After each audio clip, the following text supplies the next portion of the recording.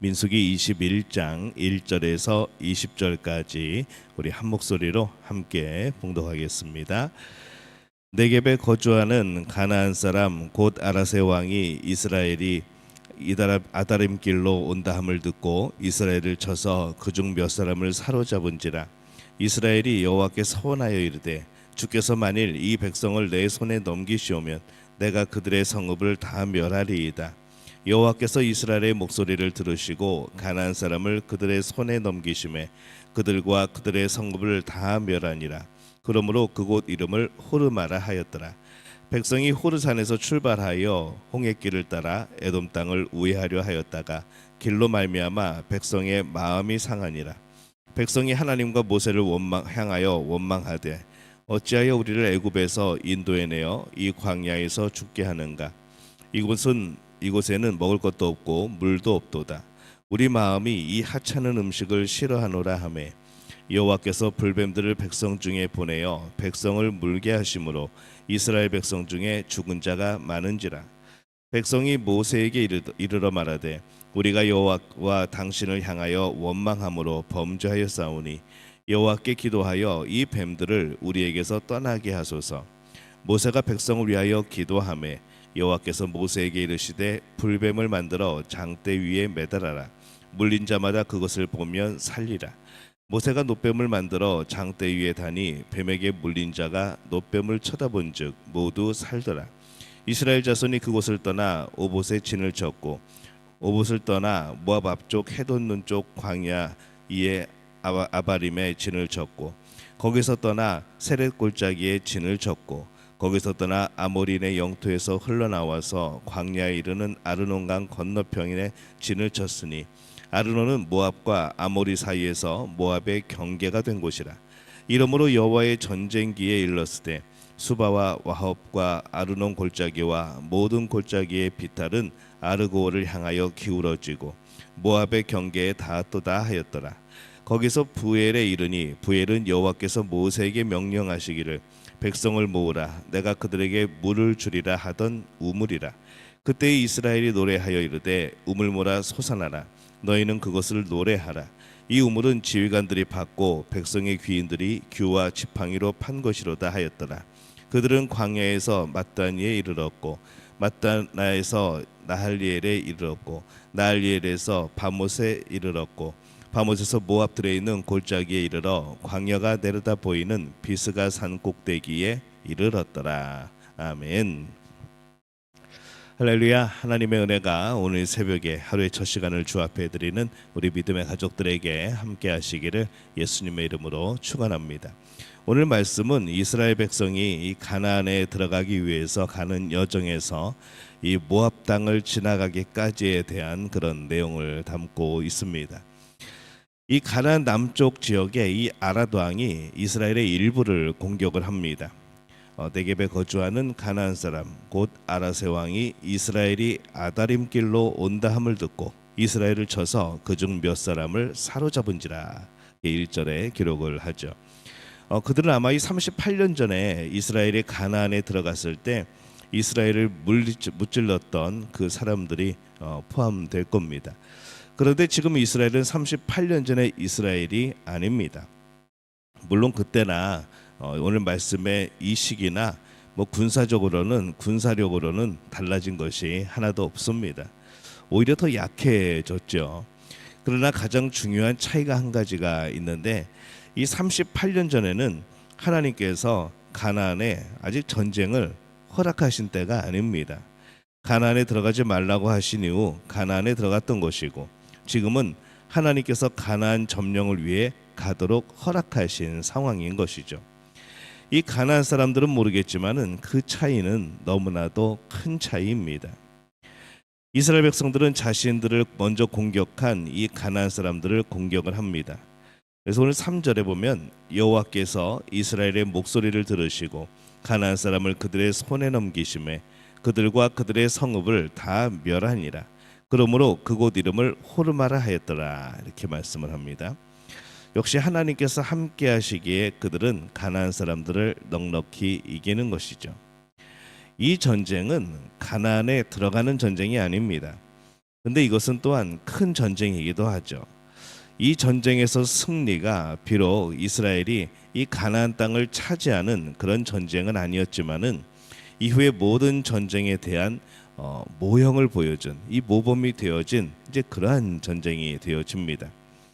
이스라엘 백성들은 힘이 없지만 하나님이 그들 편에 계시고 하나님의 뜻을 이루어가는 전쟁이기 때문에 그들의 전쟁은 승리한다는 것이죠.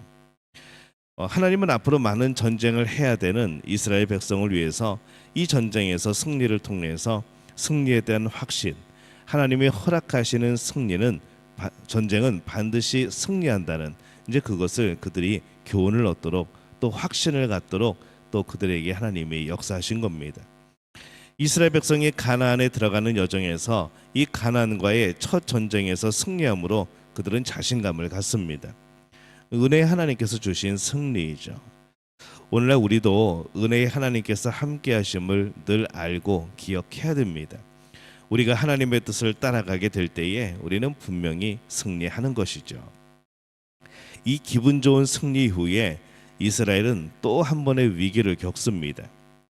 5절에서 6절 말씀에 보면 백성이 하나님과 모세를 향하여 원망하되 어찌하여 우리를 애굽에서 인도해내어 이 광야에서 죽게 하는가? 이곳에는 먹을 것도 없고 물도 없도다. 우리 마음이 이 하찮은 음식을 싫어하노라 하매 여호와께서 불뱀들을 백성 중에 보내어 백성을 물게 하심으로 이스라엘 백성 중에 죽은 자가 많은지라.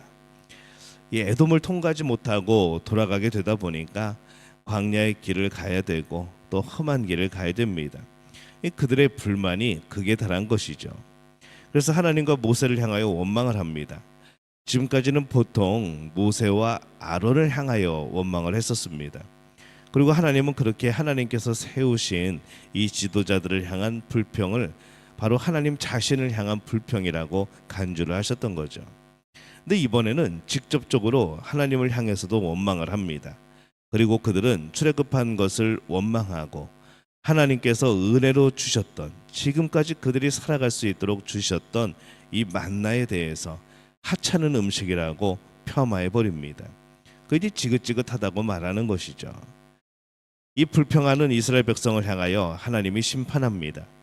6절에 보면은 여호와께서 불뱀들을 백성 중에 보내어 백성을 물게 하심으로 이스라엘 백성 중에 죽은 자가 많은지라, 이렇게 말씀을 합니다.